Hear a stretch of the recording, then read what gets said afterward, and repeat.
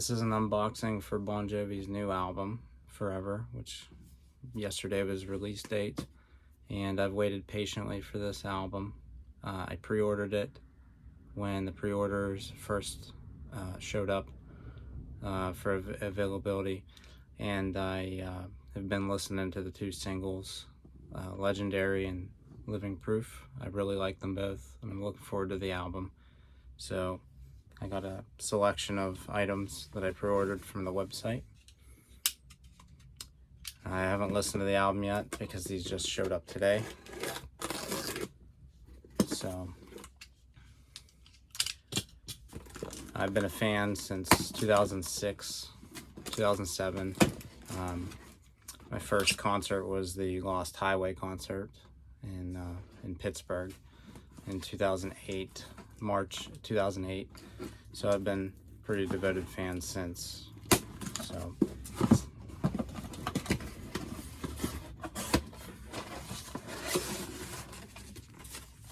and I was really excited to be able to pre-order these, and to know that there's a new Bon Jovi album out, despite it being the 40th anniversary of the band. We might not get a tour, however, we got a new album, and so far I really like the two singles. So I ordered multiple editions of the new album.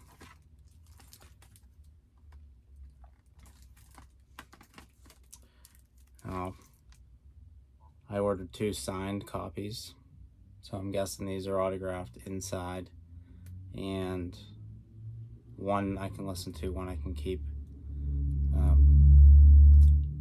sealed, so that I have something official and in mint condition, and the other it was the same price pretty much as the regular album unsigned, so why not? I got 2, one for the collection to keep as a collectible, and one for the enjoyment listening. I also decided what better time to get a brand new Bon Jovi cassette tape than now. They're promoting it on vinyl, CD, and cassette. I might as well get the cassette. It'll be really cool to know that you got a new cassette. I'll probably open this and play this at least once through. And I also got 7-inch single for Legendary.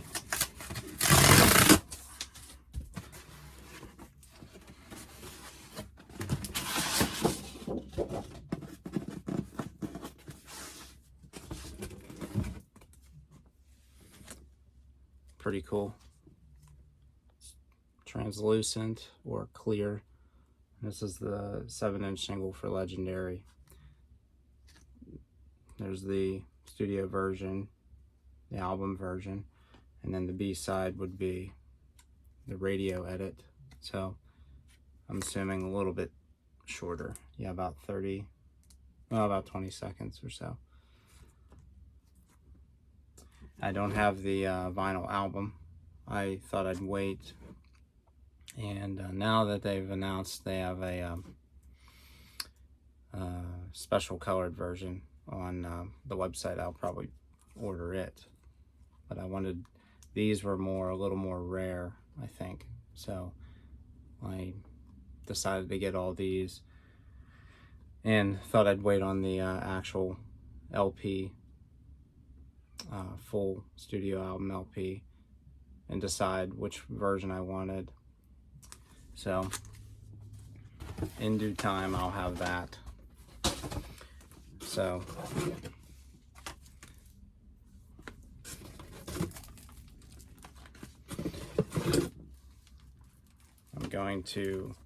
I have not listened to the album. I'll be listening to it, and I'll get back with that. But that's the unboxing for the new Bon Jovi album, Forever. Long time waiting.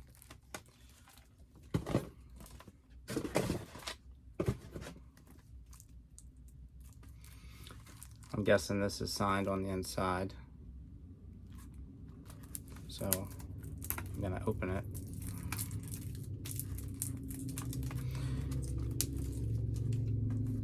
Now, I've ordered several autographed albums in the past. Well, I suppose 2 Alice Cooper albums, and they weren't actually autographed. It was just a little photo that came with the album that was autographed. But I did get my own personal autograph from Alice when I met him, and I got my an album autographed in person, so of my choosing. So I did do that. Okay. Yeah, this is what I thought. The album's not autographed, the booklet's not autographed, but it's this. So, black marker. You can see John Bon Jovi's autograph. So, Bon Jovi touched this. John Bon Jovi had this on a desk in his house, probably autographing. Leading up to the album release, I saw a photo of him autographing these. So it's kind of cool.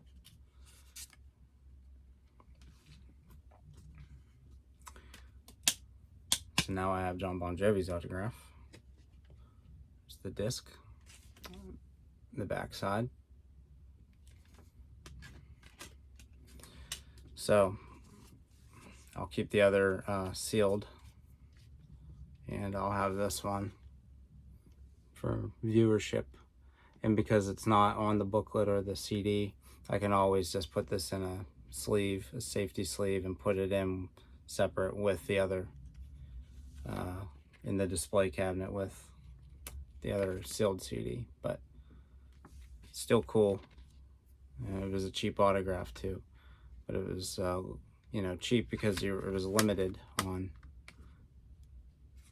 order. So that's the Forever album, the new Bon Jovi album, and I'm looking forward to listening to it. I finally listened to the new Bon Jovi album, Forever. It's been out now a week, and I've listened to it probably 10 times in full, not to mention mixing different songs, like the songs that I like the most, and just listening to it constantly on repeat. I think it's a really good album that we've been missing for a few years. It's been several years since they've done an album, and I'm happy that they're back with this one, and it's pretty solid. And I ordered the record from their website. Forgot I had it on order, so it was shipped separately than the CD, the CDs, the 45, and the cassette. So now that I got this in, I will show it off. And it's just one of the variants. They have several variants. You can have, there's like a creamsicle color LP. There's a standard black LP. I know there's a Walmart exclusive, like Ocean Wave, like a blue color. I have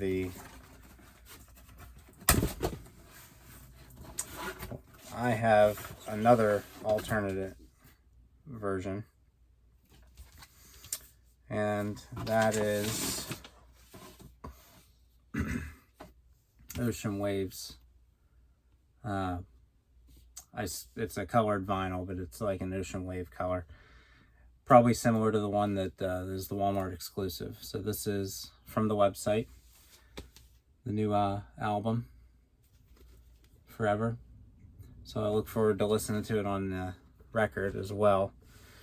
I did listen to the album first on cassette. I waited. I didn't want to listen to it digitally.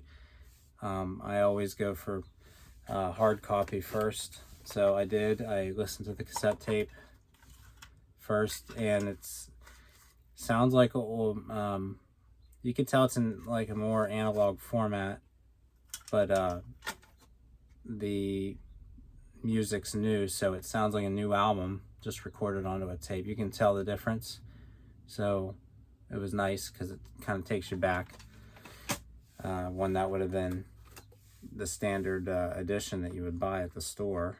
It was either a cassette or record or a CD, and I did get the CD that I showed off with what recently has been talked about as maybe not an authentic autograph, but regardless, I needed the album, so why not pay for the one that supposedly comes with a Bon Jovi's autograph. But I have that, and because it could be an authentic autograph, I did get a second copy so that I can keep one in mint condition. But regardless whether it is, I do have what's known as the autograph, and I needed the album, so I do have that. So I have 2 copies, and I have the 7-inch single of Legendary. Great song, great album.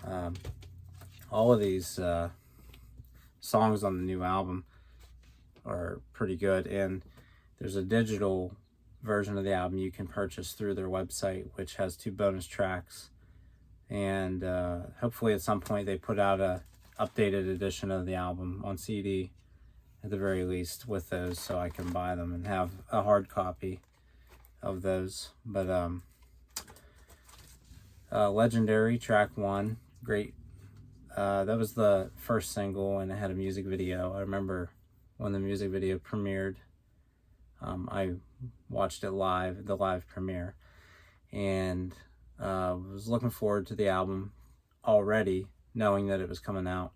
But once I heard that song, it did remind me a little bit of maybe some of the songs off the last few albums. But as this album goes further along, it consistently reminds me of older albums. Different tracks remind me of different songs from other albums. Track 2, We Made It Look Easy. It's kind of about the band and how they got where they were going to this point in their life. And a lot of people think that you have it so easy when you're a celebrity. Well, you have to earn that spot, more or less, work your way up. So it's not always easy, but they made it look easy, because you say, how can somebody write good music and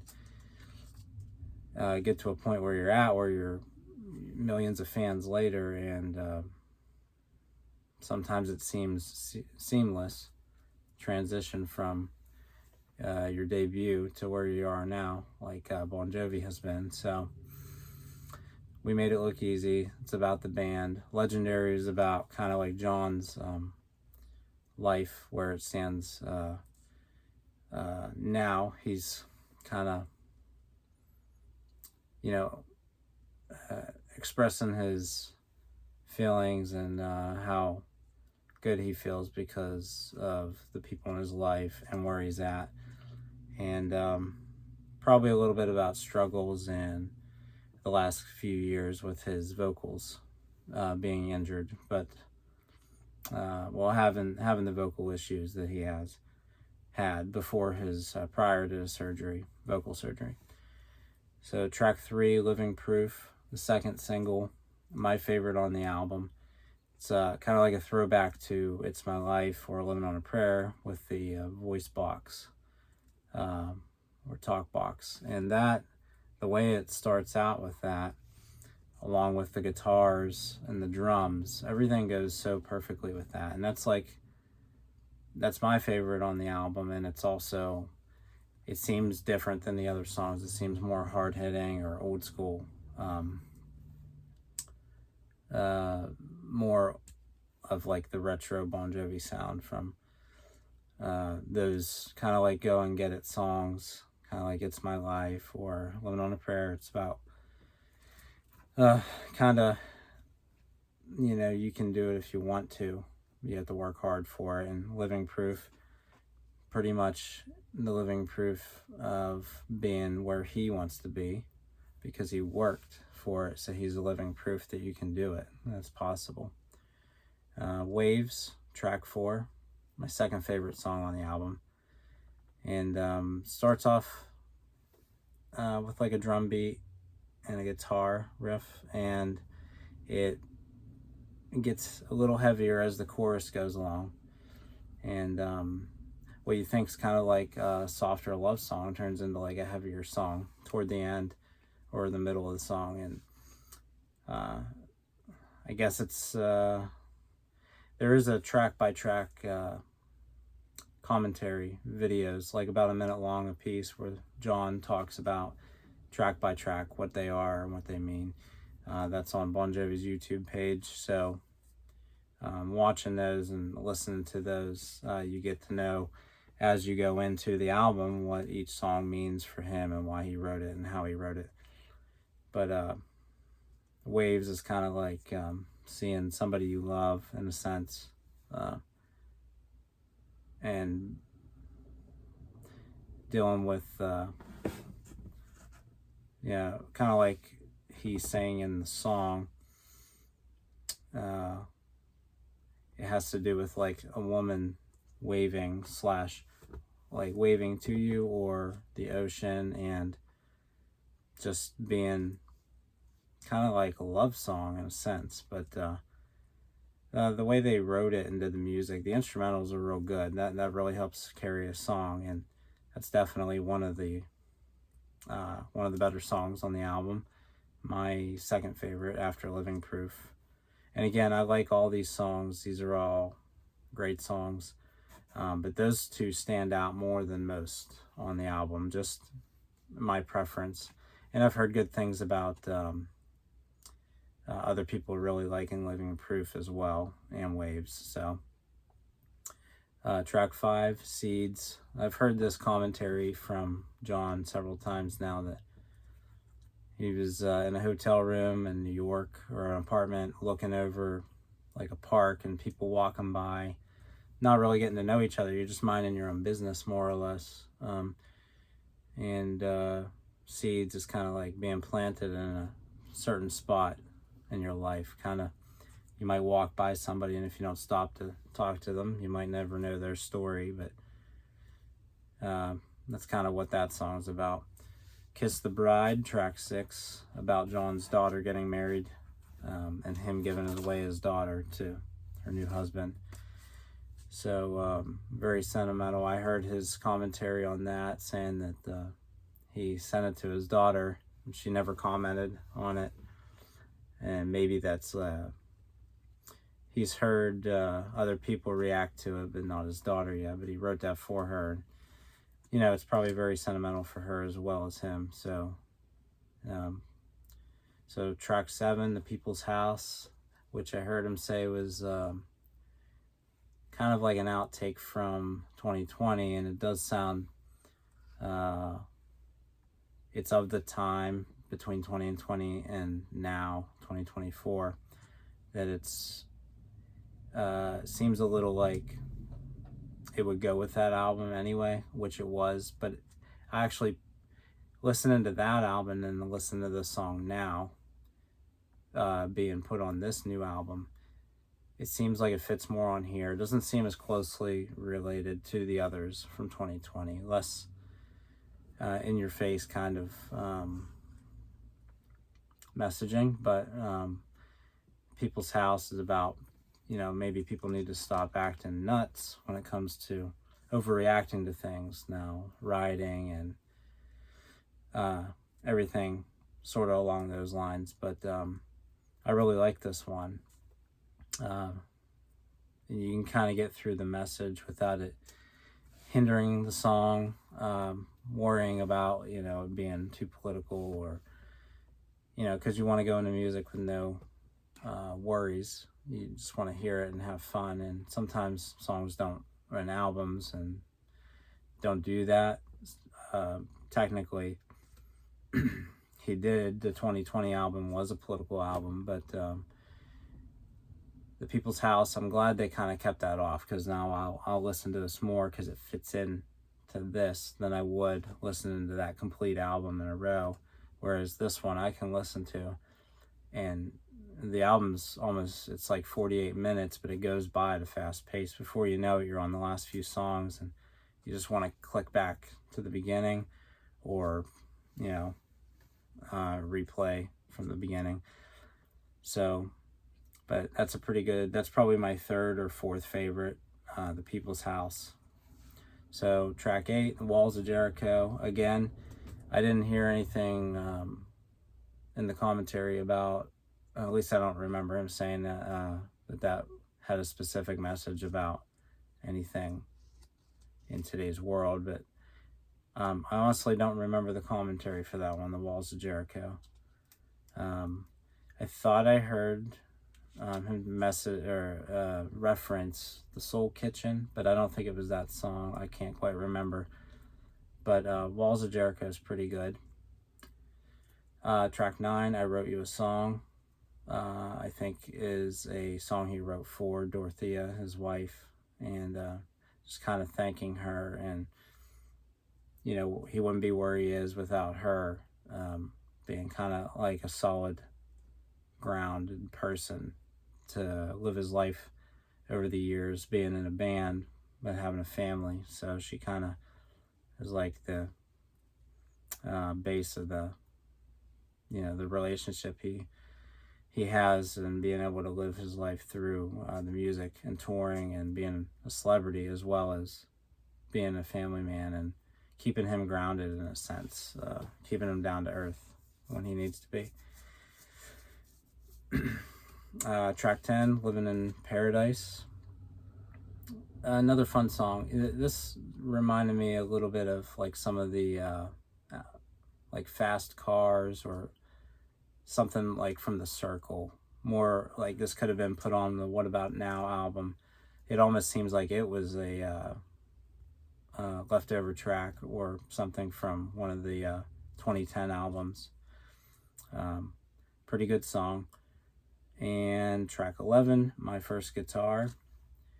Now this is either the other option for my third or fourth favorite. I really like this. This is John talked about this being written about his first guitar when he was given a guitar from his parents, and before he got famous he sold it or gave it away. I think he gave it away to somebody, and recently was put in contact with the guy that owned it, and he still had it, and it's basically the same condition that John left it with him in, and he bought it back, and kind of reuniting with his guitar. And My First Guitar, it's just a song for the love of his guitar, and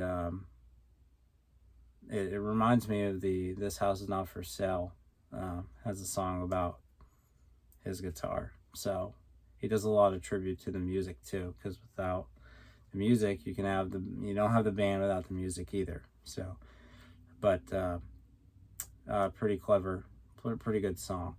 And the outro, the end guitar riffs, and the way the guitar flows, the second half, the outro of the song, kind of the last minute or so, it's really good. I really enjoyed that. And then track 12 is Hollow Man, which is about kind of like when you've done it all, where do you go from here, kind of. He's done everything, and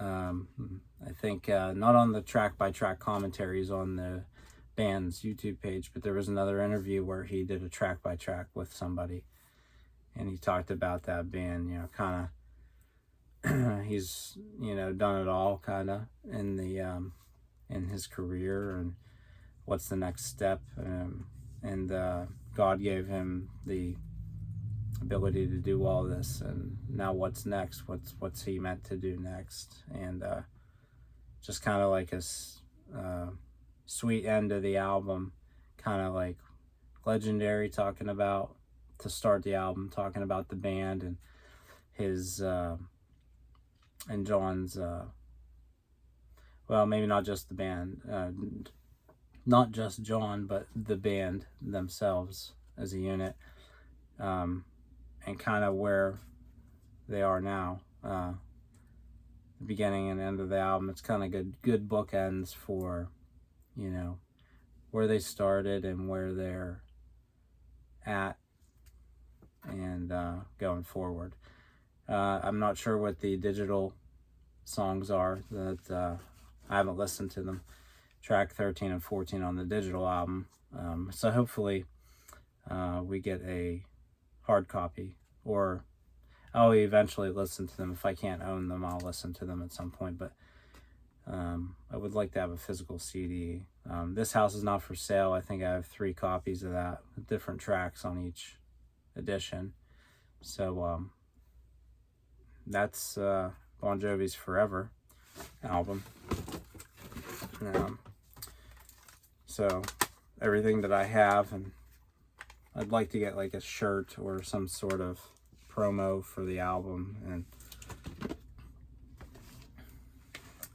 this is all the stuff that I got in one sitting. I pre-ordered it all from the website, but they shipped the record a little later, so. But definitely recommend it. It's Bon Jovi's newest album, but one of their best, and I always say that when I listen and listen and listen to the albums as they come out. So at the time, they're always like the best album because they're the newest album and you're really getting into it. And but I do like this more than 2020, and I think I might even like it more than well, I don't know. 2020 is my least favorite Bon Jovi album, but this one's up there. It's in the runnings with some of the 2010s albums, so it's not classic enough. As a new album, it's very retro. There's a lot of old school, like Have a Nice Day feel and things like that, but it's not going to be like Keep the Faith or Slippery When Wet or the debut album, but it's up there for like the later albums of recent years, so I definitely recommend it. And that's track by track and unboxing and discussion about the new Bon Jovi album, Forever. So hopefully at some point we get a tour for this, whether it's the 40th anniversary tour or, you know, to promote the 40 years they're touring for this. I don't know when we'll get that. Currently there's only one show that I can see that's booked, and I think it's New York City.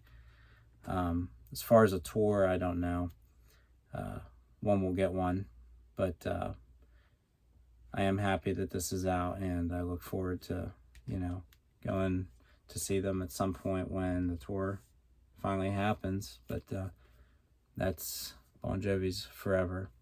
Thanks for watching, and enjoy the album.